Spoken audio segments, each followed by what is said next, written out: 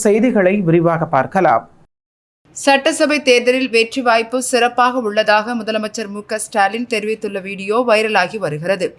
சட்டமன்ற தேர்தலை ஒட்டி திமுக தலைவரும் முதலமைச்சருமான மு.க.ஸ்டாலின் தமிழகம் முழுவதும் சூறாவளி பிரச்சாரம் மேற்கொண்டு திமுக மற்றும் கூட்டணி கட்சி வேட்பாளர்களுக்கு ஆதரவாக வாக்கு திரட்டினார்.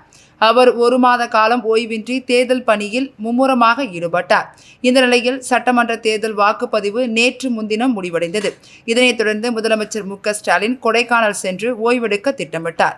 அதன்படி அவர் தனது குடும்பத்தினுடன் இன்று சென்னையிலிருந்து தனி விமானம் மூலம் மதுரை விமான நிலையம் வந்தடைந்தார். அப்பொழுது சட்டசபை தேர்தலில் வெற்றி வாய்ப்பு எப்படி உள்ளது என்று செய்தியாளர்கள் எழுப்பிய கேள்விக்கு கட்டை விரலை உயர்த்தி காட்டி சிறப்பாக உள்ளதாக தெரிவித்தார். முதலமைச்சரின் இந்த வீடியோ தற்பொழுது சமூக வலைதளங்களில் வைரலாகி வருகிறது. தமிழ்நாடு சட்டப்பேரவை தேர்தல் நடந்து முடிந்த நிலையில் எந்த வாக்குச்சாவடியிலும் மறு வாக்குப்பதிவு பரிந்துரைக்கப்படவில்லை என தேர்தல் ஆணையம் அறிவித்துள்ளது. தமிழகத்தில் 234 தொகுதிகளிலும் சட்டப்பேரவை தேர்தலுக்கான வாக்குப்பதிவு வியாழக்கிழமை நடைபெற்றது. தமிழகத்தில் மொத்தமாக 85.15% வாக்குகள் பதிவாகியுள்ளதாக தேர்தல் ஆணையம் கூறியுள்ளது. அந்த வகையில் தமிழகத்தில் 33,133 இடங்களில் 75,064 வாக்குச்சாவடிகள் அமைக்கப்பட்டன. இதில் 3,025 இடங்களில் உள்ள 5,949 வாக்குச்சாவடிகள் பதட்டமானவை என கண்டறியப்பட்டது. இந்நிலையில் தமிழக பேரவை தேர்தல் முடிந்த நிலையில் மொத்தமுள்ள 75,064 வாக்குச்சாவடிகளில் எந்த வாக்குச்சாவடியிலும் மறு வாக்குப்பதிவு பரிந்துரைக்கப்படவில்லை என தேர்தல் ஆணையம் அறிவித்துள்ளது. அதேபோல் ஏப்ரல் 23ஆம் தேதி அன்று நடந்த மேற்கு வங்க முதற்கட்ட தேர்விலும் 44,376 வாக்குச்சாவடிகளில் எதிலும் மறு வாக்குப்பதிவு பரிந்துரைக்கப்படவில்லை என தேர்தல் ஆணையம் அறிவித்துள்ளது. திமுகவே மீண்டும் ஆட்சி அமைக்கும் என விடுதலை சிறுத்தைகள் கட்சியின் தலைவரும் சிதம்பரம் நாடாளுமன்ற உறுப்பினருமான தொல் திருமாவளவன் நம்பிக்கை தெரிவித்துள்ளார். சென்னையில் செய்தியாளர்களை சந்தித்த அவர், இது வழக்கமான வாக்குப்பதிவு தானே தவிர இதில் வியப்படைவதற்கு ஒன்றுமில்லை எனவும், SIR மூலம் லட்சக்கணக்கான வாக்குகள் நீக்கம் செய்யப்பட்டிருக்கின்றன. அந்த வாக்குகள் நீக்கப்படாமலிருந்து இந்த வாக்குப்பதிவு நடந்திருந்தால் பழைய மாதிரியே வாக்குப்பதிவு நடந்திருக்கிறது என்றே நாம் பேசியிருப்போம். ஆனால் SIR மூலம் இதுவரையில் பதிவு செய்யப்படாமல் இருந்த வெறுமனே எண்ணிக்கையில் மட்டுமே இருந்த வாக்குகள் லட்சக்கணக்கில் நீக்கப்பட்டிருப்பதால் கூடுதலாக வாக்குப்பதிவு நடந்திருப்பதாக தோற்றமளிக்கிறது. ஆனால் இது உண்மையல்ல. ஒவ்வொரு தேர்தலுக்கும் 5 ஆண்டுகளுக்கு பிறகு புதிய வாக்காளர்கள் 20 லட்சம் முதல் 25 லட்சம் பேர் வரை கூடுதலாக இணைக்கப்படுவார்கள். அதுபோலவே இந்த தேர்தலிலும் புதிதாக சேர்ந்திருக்கிறார்கள். இந்த தேர்தலில் மீண்டும் திமுக ஆட்சிதான் அமையும் எனவும், மதசார்பற்ற முற்போக்கு கூட்டணி மாபெரும் வெற்றி பெறும் எனவும் தெரிவித்தார். இந்த தேர்தலில் மீண்டும் திமுக ஆட்சிதான் அமையும், மதசார்பற்ற முற்போக்கு கூட்டணி மாபெரும் வெற்றியை பெறும். களத்தில் நேரடியாக மக்களை சந்தித்த அனுபவத்திலிருந்து இதை நாங்கள் உணர்கிறோம். தேர்தலுக்கு பிறகு அரசியல் சூழல் மாறும் என்று நான் சொல்லியிருந்தேன். தேர்தல் முடிவுகளுக்கு பிறகு விஜய் வாங்குகிற வாக்கு சதவீதத்தை பொறுத்து தமிழ்நாட்டு அரசியல் சூழல் மாறும் என்கிற பொருளில் சொல்லியிருந்தேன். அவ்வளவுதான். தேர்தல் முடிவு வரட்டும். கடும் வெயிலையும் பொருட்படுத்தாமல் ஜனநாயக கடமையாற்றிய தமிழக வாக்காளர் பெருமக்களுக்கு தனது நெஞ்சார்ந்த நன்றியினை தெரிவித்துக் கொள்வதாக அதிமுக பொதுச் செயலாளர் எடப்பாடி பழனிசாமி தெரிவித்துள்ளார்.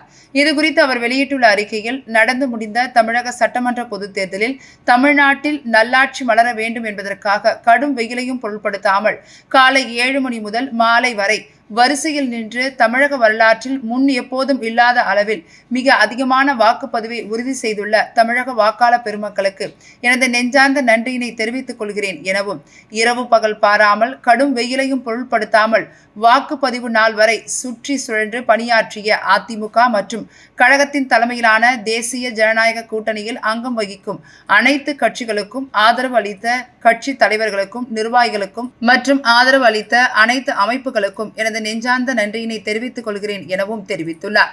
மேலும் தமிழ்நாடு சட்டமன்ற பொதுத் தேர்தலுக்கான வாக்குப்பதிவு நடந்து முடிந்துள்ள நிலையில் மே 4ஆம் தேதியன்று வாக்கு எண்ணும் பணி நடைபெற உள்ளது.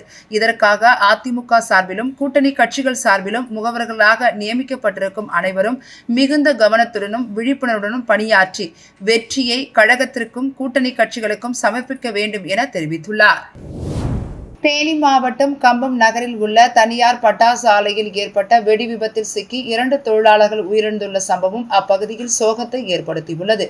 தேனி மாவட்டம் கம்பம் நகரில் காட்டுப்பள்ளிவாசல் பகுதியில் திருப்பதி என்பவருக்கு சொந்தமான லட்சுமி பட்டாசு தொழிற்சாலை உள்ளது. இந்த தொழிற்சாலைக்கு ஐயப்பன், நாகார்ஜுன், சூர்யா, தினேஷ் ஆகிய 4 பேரும் வழக்கம் போல் பணிக்கு வந்துள்ளனர். தேர்தல் விடுமுறை காரணமாக 2 நாட்கள் மூடியிருந்த தொழிற்சாலையில் உள்ள மூலப்பொருட்கள் வைத்துள்ள அறையை தினேஷும் சூர்யாவும் திறந்துள்ளனர். அப்பொழுது எதிர்பாராத விதமாக அந்த அறையில் வெடி விபத்து ஏற்பட்டது. இதில் சூர்யாவும் தினேஷும் உடல் சிதறி பரிதாபமாக உயிரிழந்தனர். இதுகுறித்து தகவல் அறிந்து வந்த தீயணைப்பு துறையினர் மற்றும் காவல்துறையினர் சிதறி கிடந்த இறந்தவர்களின் உடற்பாகங்களை கைப்பற்றி பிரேத பரிசோதனைக்காக தேனி அரசு மருத்துவமனைக்கு அனுப்பி வைத்தனர். மேலும் வெடி விபத்து குறித்து வழக்கு பதிவு செய்த போலீசார் தீவிர விசாரணை மேற்கொண்டு வருகின்றனர். பட்டாசு ஆலை வெடி விபத்துகள் தொடர்கதையாகி உள்ள நிலையில் தற்பொழுது கம்பம் பகுதியில் உள்ள பட்டாசு ஆலை வெடி விபத்தில் சிக்கி 2 பேர் உயிரிழந்துள்ள சம்பவம் அப்பகுதியில் பெரும் சோகத்தை ஏற்படுத்தியுள்ளது. தெலுங்கானா மாநில முன்னாள் முதலமைச்சர் சந்திரசேகர் ராவின் மகள் கவிதா இன்று தெலுங்கானா ராஷ்டிரிய சேனா என்ற புதிய கட்சியை தொடங்கியுள்ளார். தெலுங்கானா மாநில முன்னாள் முதலமைச்சரும் பாரதிய ராஷ்டிரிய சமிதி கட்சியின் தலைவருமான சந்திரசேகர் ராவின் மகள் கவிதா. இவர் முன்னாள் MP ஆவார். காளேஸ்வரம் நீர்ப்பாசன திட்டத்தில் தனது தந்தையின் நற்பெயரை கெடுத்ததாக தனது உறவினர் ஹரிஷ் ராவ், சந்தோஷ்குமார் ஆகியோர் மீது கவிதா குற்றம் சாட்டியதை அடுத்து அவர் பாரதிய ராஷ்டிரிய சமிதியிலிருந்து இடைநீக்கம் செய்யப்பட்டார். பின்னர் தனது MLC பதவியை ராஜினாமா செய்தார் கவிதா. இதனையடுத்து தெலுங்கானா ஜக்ருதி என்ற கலாச்சார அமைப்பை தொடங்கி பொது பிரச்சனைகளில் கவனம் செலுத்தி வருகிறார். இதற்கிடையில் தெலுங்கானா ஜக்ருதியை அரசியல் கட்சியாக மாற்றுவது குறித்து முன்னாள் தேர்தல் வியூக நிபுணர் பிரசாந்த் கிஷோருடன் கவிதா ஆலோசனை நடத்தியதாக தகவல் வெளியாகின. இதனையடுத்து சமீபத்தில் தெலுங்கானாவின் பிரச்சனைகளை மையமாக கொண்டு இயங்கும் வகையில் 2 அரசியல் கட்சியை தொடங்கப் போவதாக கவிதா அறிவித்தார். இதன்படி இன்று ஹைதராபாத்தில் நடைபெற்ற பொதுக்கூட்டத்தில் தெலுங்கானா ராஷ்டிரிய சேனா என்ற பெயரில் புதிய கட்சியை கவிதா இன்று தொடங்கினார். சகோதரர் KT ராமாராவ் ஆதரவாளர்களுக்கு சவால் விடும் வகையில் இந்த புதிய கட்சியை கவிதா தொடங்கியுள்ளது குறிப்பிடத்தக்கது.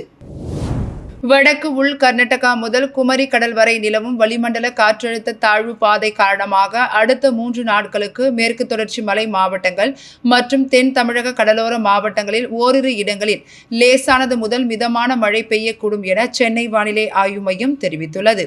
இதுகுறித்து சென்னை வானிலை ஆய்வு மையம் விடுத்துள்ள செய்திக்குறிப்பில் வடக்கு உள் கர்நாடகா முதல் குமரி கடல் வரை நிலவும் வளிமண்டல காற்றழுத்த தாழ்வு பாதை காரணமாக அடுத்த 3 நாட்களுக்கு மேற்கு தொடர்ச்சி மலை மாவட்டங்கள் மற்றும் தென் தமிழக கடலோர மாவட்டங்களில் ஓரிரு இடங்களில் லேசானது முதல் மிதமான மழை பெய்யக்கூடும் எனவும் தமிழகம், புதுவை, காரைக்கால் பகுதிகளில் வறண்ட வானிலை நிலவக்கூடும் என்றும் சென்னை வானிலை ஆய்வு மையம் தெரிவித்துள்ளது.